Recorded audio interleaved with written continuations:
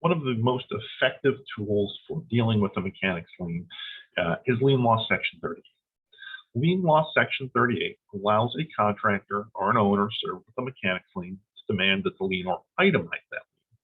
Now, the demand must be served upon the lienor by certified mail, return receipt requested, and the lien holder must respond to that demand within 5 days.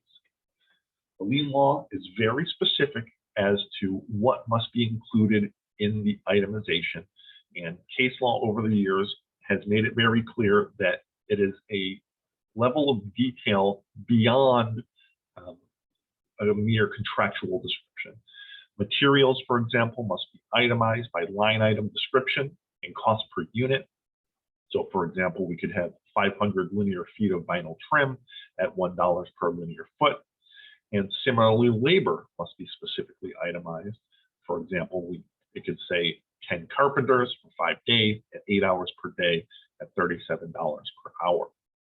And if the lien holder cannot provide that level of detail in the itemization, then Lien Law Section 38 does allow the person who served the demand to petition the court for a more particular response.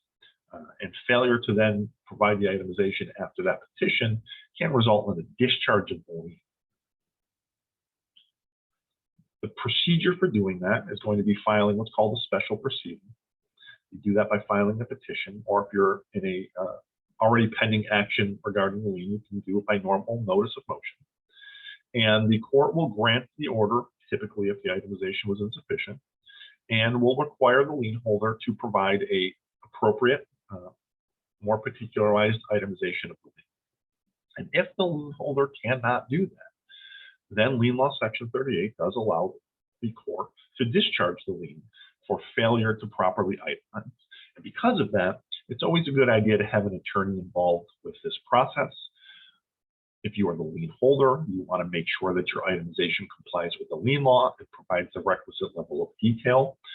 You want to make sure that it's properly verified, which is another requirement of the lien law.